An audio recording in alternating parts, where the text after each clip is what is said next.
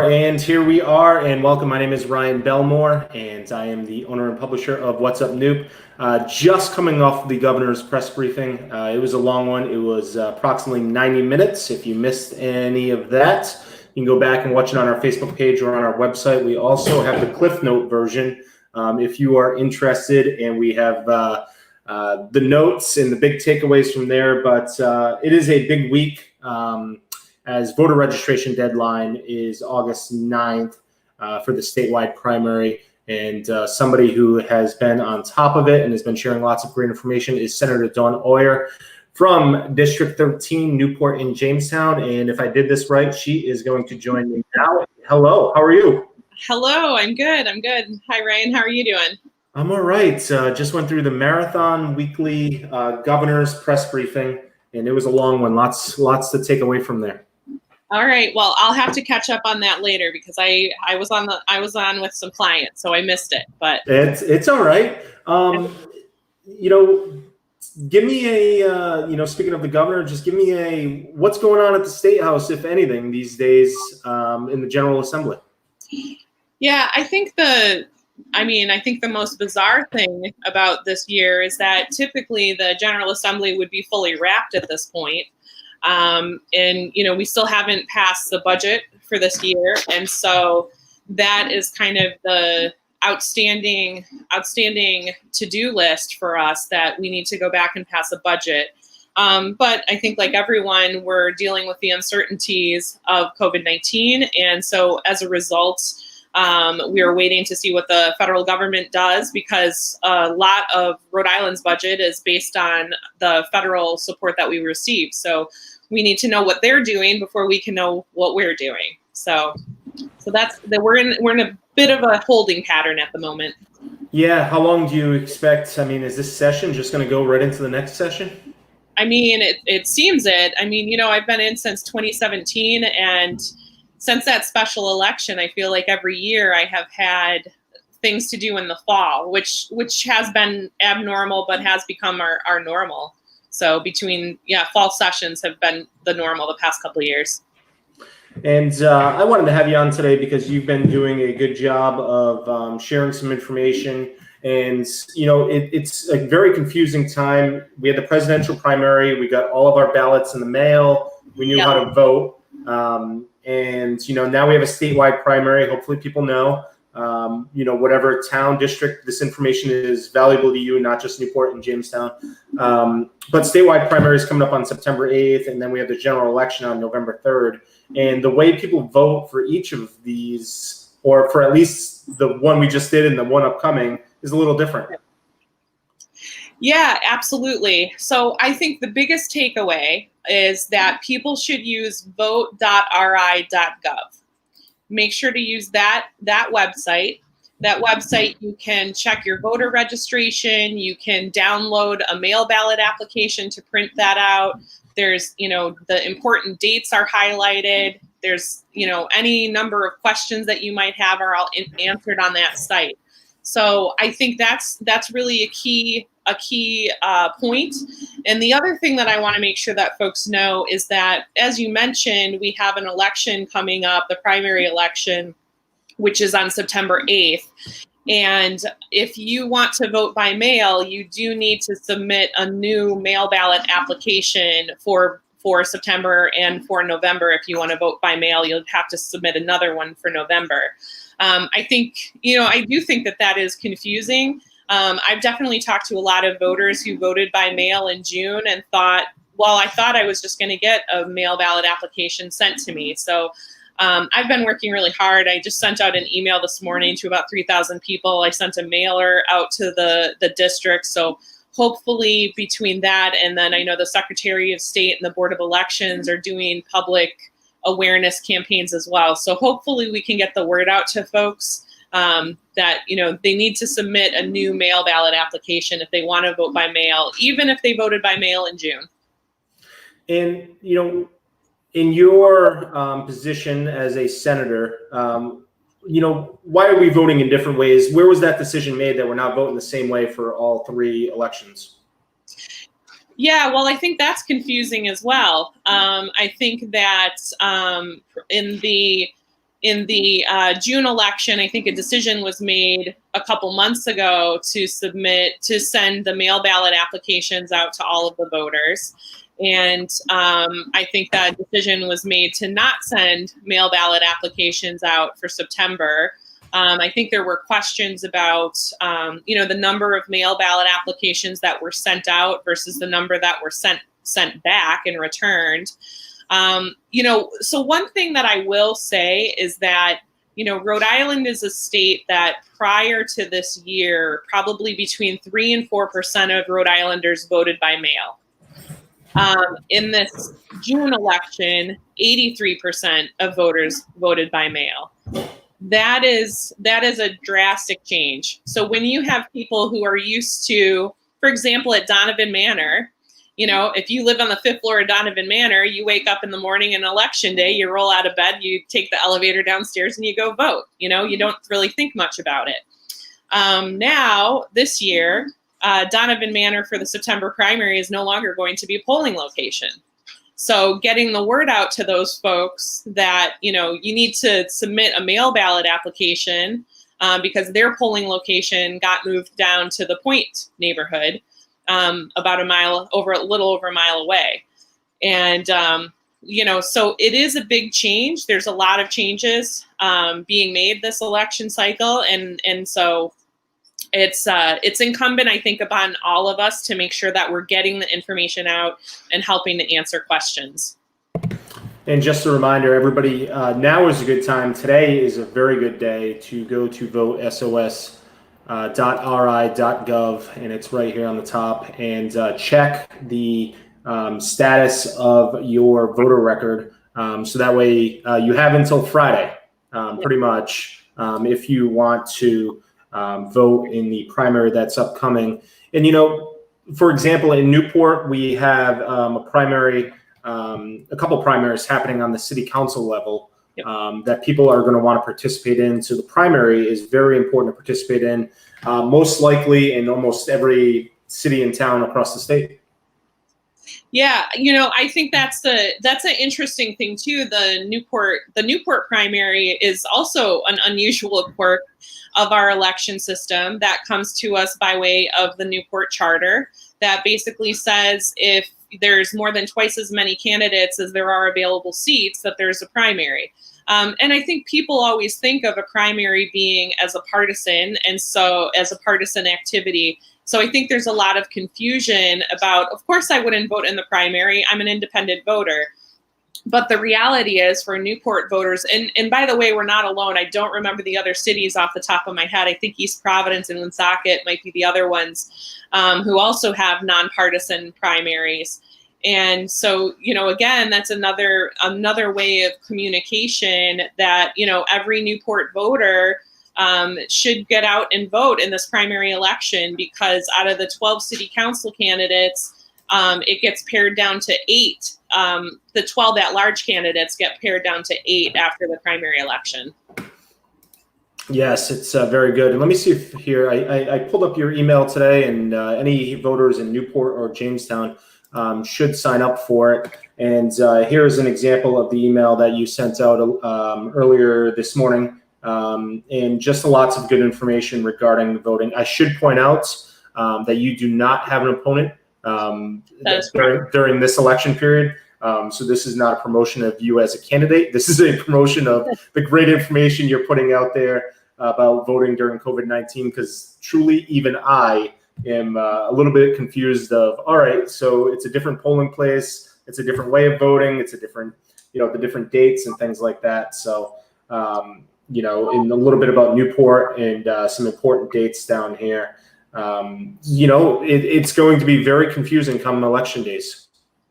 Yeah, well, and I think that I think that voters also need to know and understand that while it may be confusing and that there is a lot of new information that people need to receive and to gain, that doesn't undermine the integrity of our election system. And I think that's really important because on a national level, there is a lot of effort to try to undermine the voters' confidence in our election system. I think specifically around mail ballots and the integrity of our mail ballot electorate system.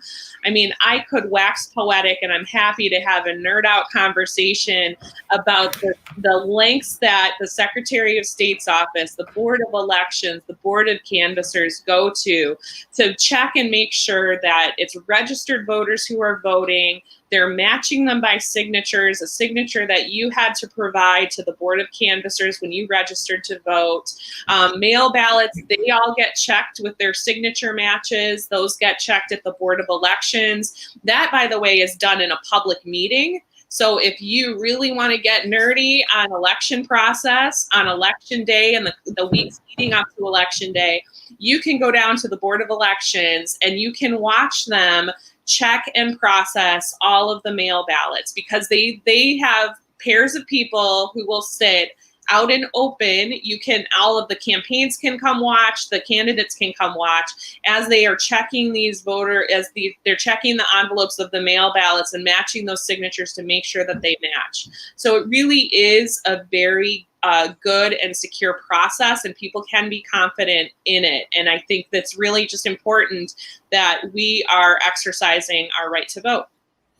Yeah, there was a interview last night on national news about, obviously there's lots of talk about the mail ballots, and some may see it as some confusion happening to prevent people from doing so.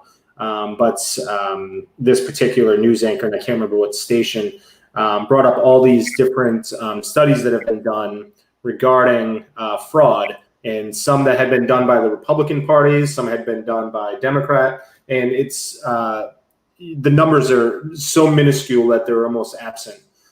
So people should feel confident based on what I've read, what I've seen, what I've heard on voting by mail ballot.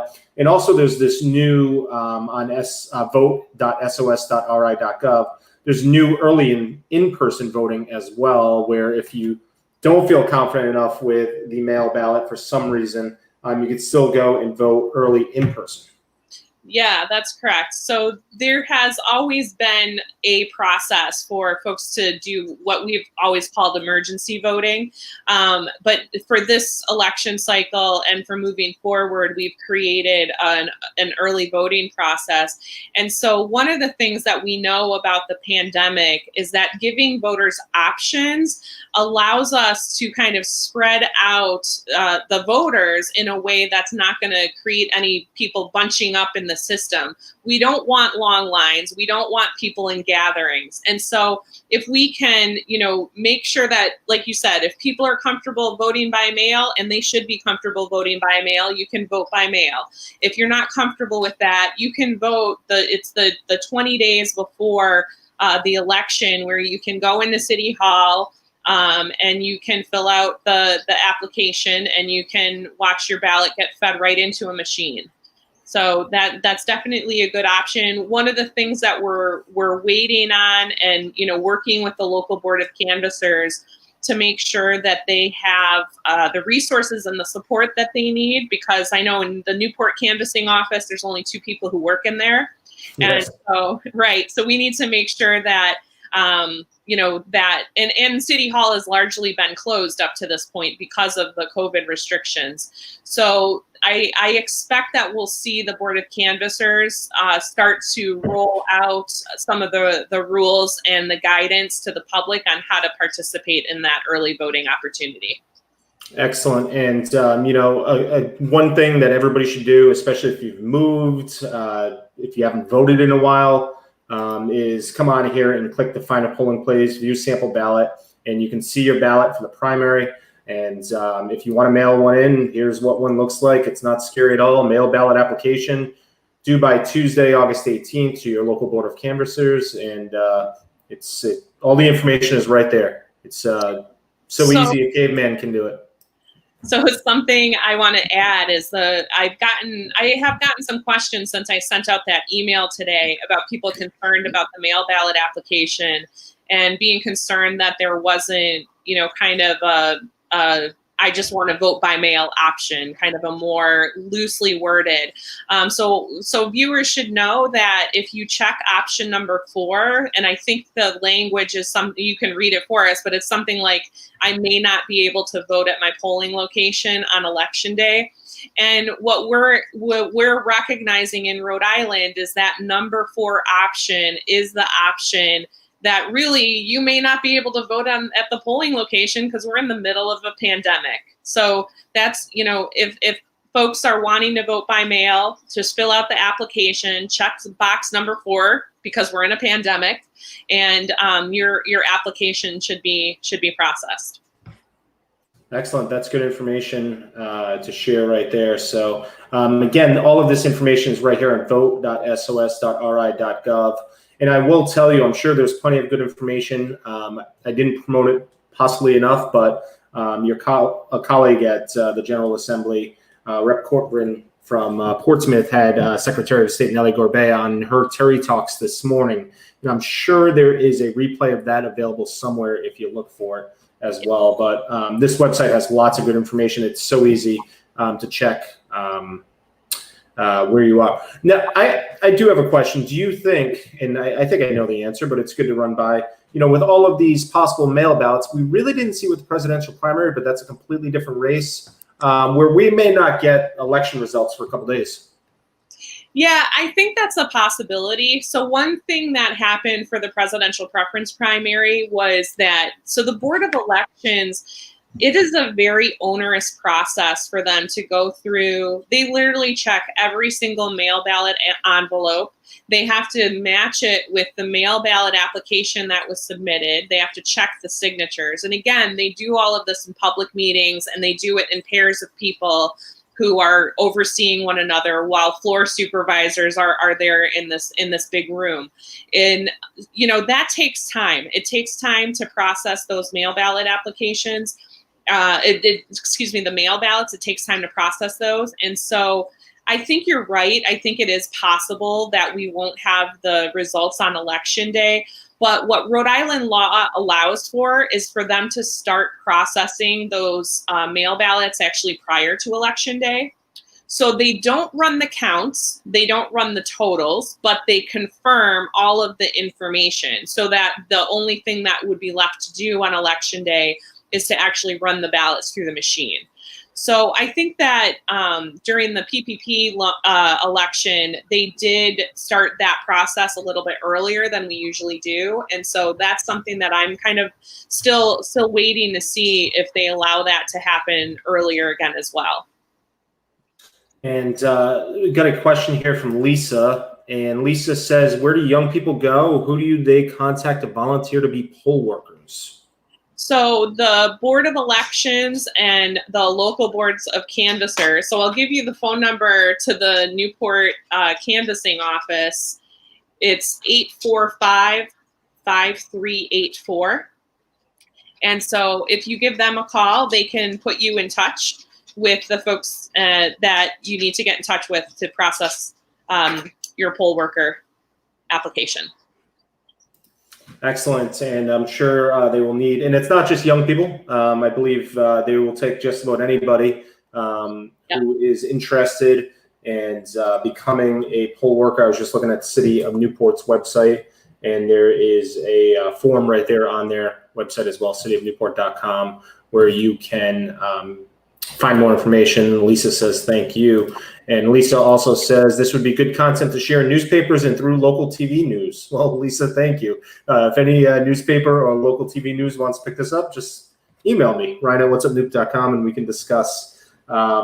So again, this Friday, I guess the number one thing is make sure you are registered to vote and that you are ready to go for the primary. And in one way or the other, it's going to be different than, actually, it's going to be different than how you voted in the presidential primary. So expect that. And I'm not sure that message is getting out enough. That's why I thought it was so important to have you on today.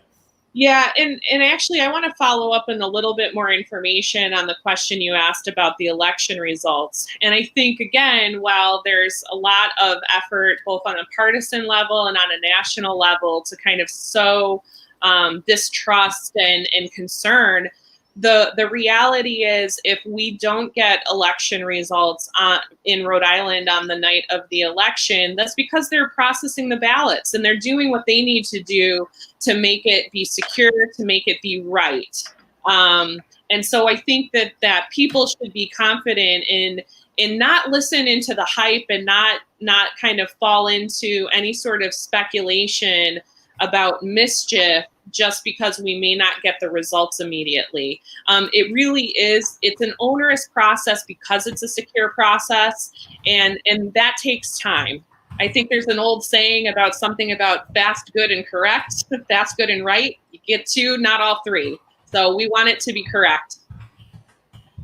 Excellent. And I'm just putting this on the bottom here so people have it.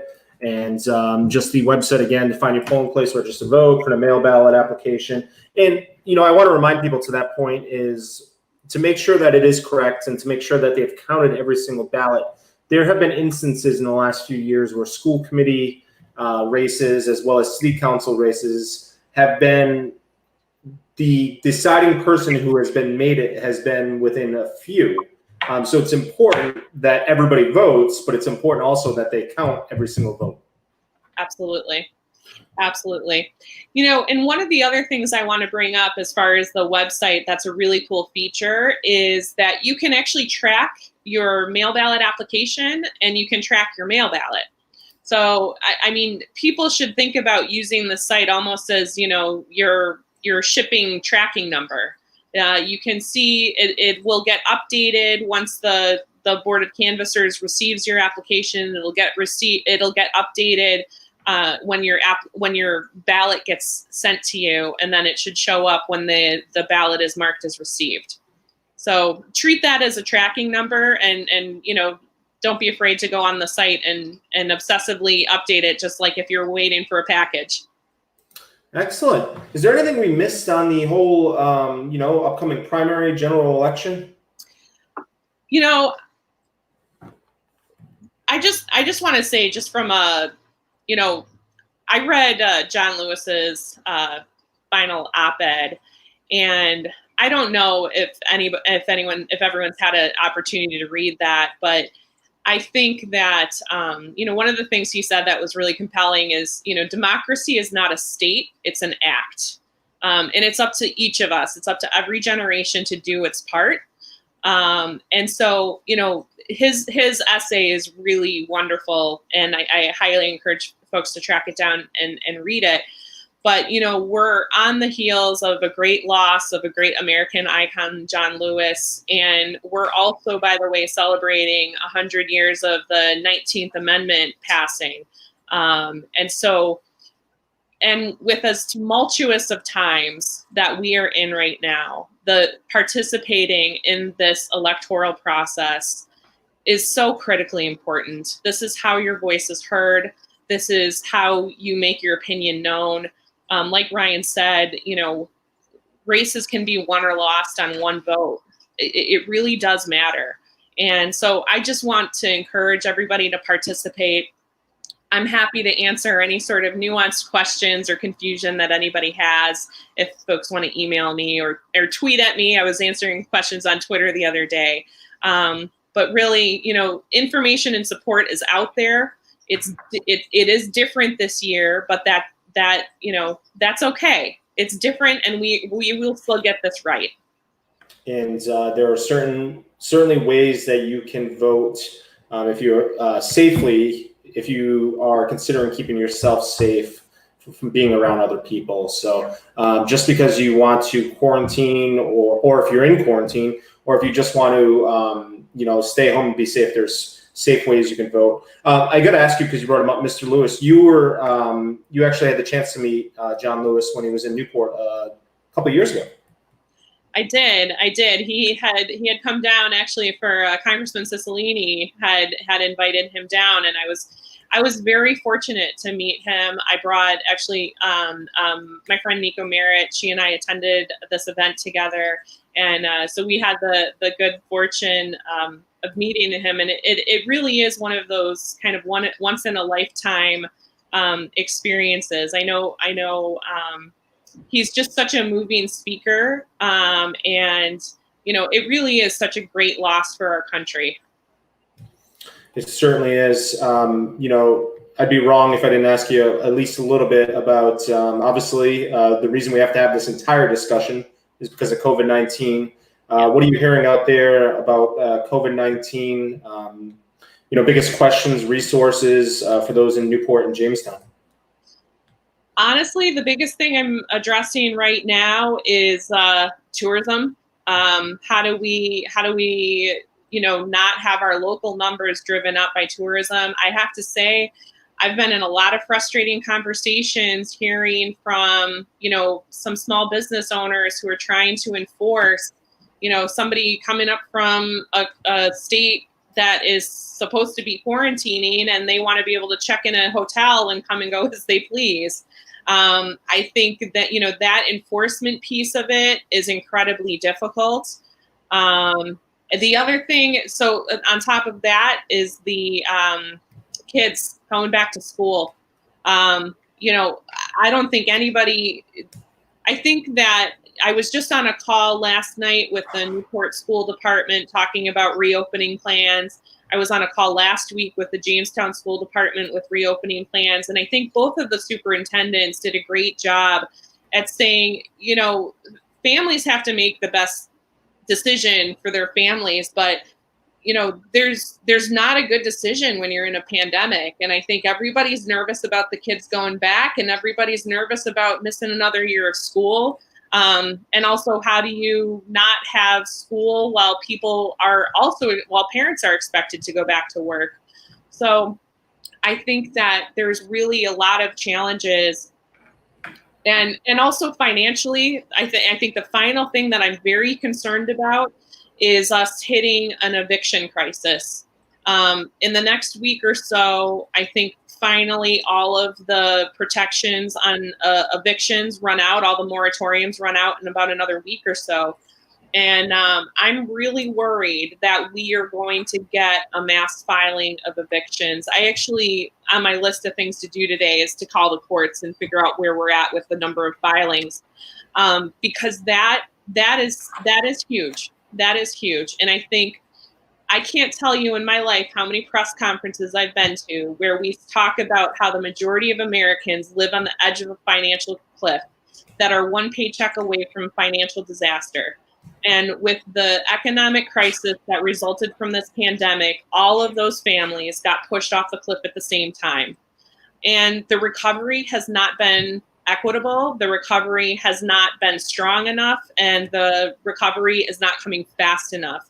The additional, partisan nonsense on the federal level about if we're moving forward on aid packages is just unconscionable.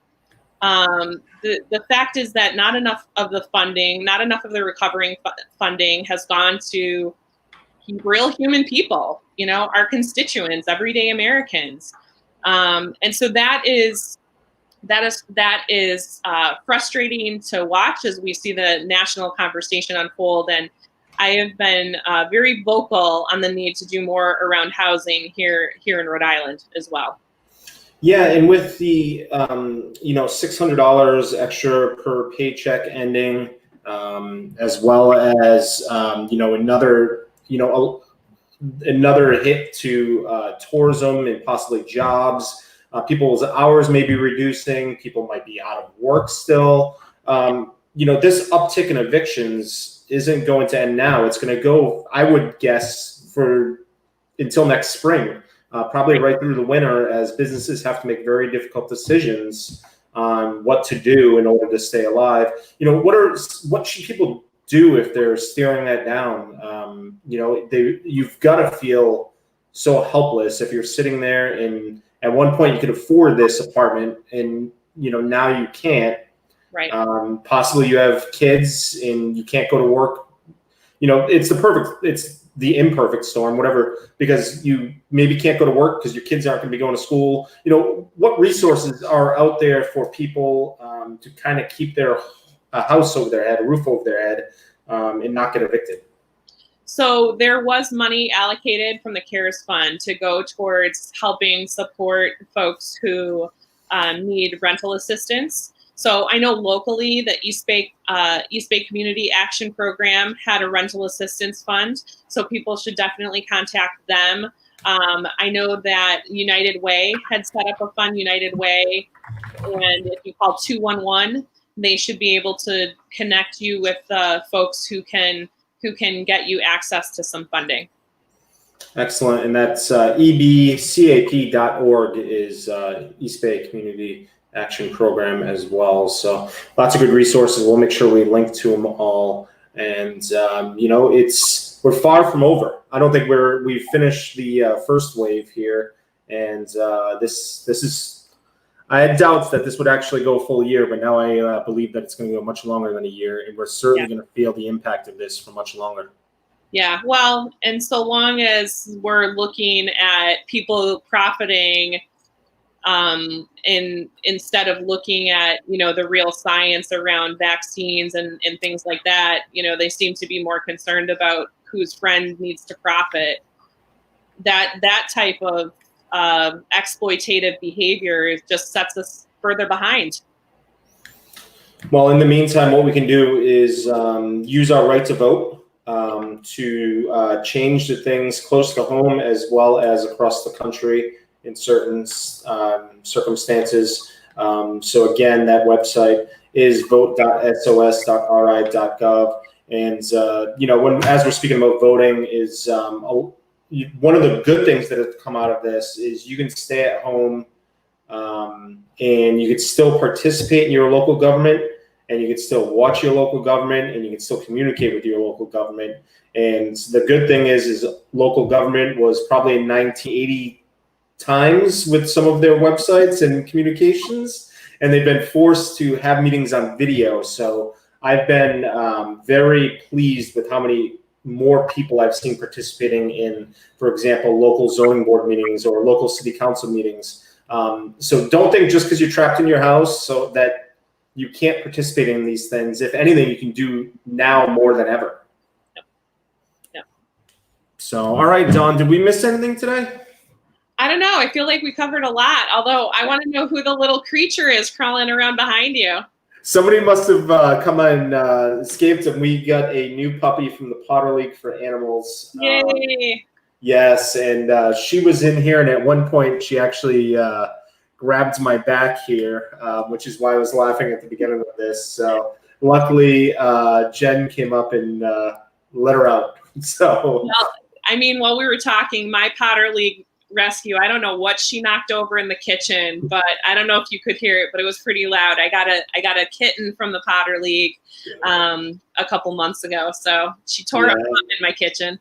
What's funny is we do a lot with the Potter League, and if you have the means, and if you've ever thought about rescuing a dog, cat, small animal, now is the time, because whenever you're ever going to have this amount of time again at home. So we've been lucky, but we're also a little concerned about separation anxiety because the dog is around us 24 hours a day. So, but Potter League does good stuff, and happy to get her. And she's been making some cameos on video when I haven't been looking. So just the little tail. That's it, walking around. All right, Dawn. Well, we appreciate it, and people can sign up for your newsletter to stay informed as well. Is there a certain link, or just reach out to you? I have a bit.ly link. It's a bit.ly/Euer newsletter. Excellent. All right. Well, we will chat with you soon, and hopefully we'll see you even sooner. All right. Sounds good. Thanks, Ryan. All right. That is Senator Dawn Euer, District 13, Newport and Jamestown. Again, that website is right here on the bottom, vote.sos.ri.gov. Go there, find your polling place, register to vote, print a mail ballot application, or to track the status of your mail ballot. That's going to do it for us here on this edition of One-on-One. We will chat with you next time.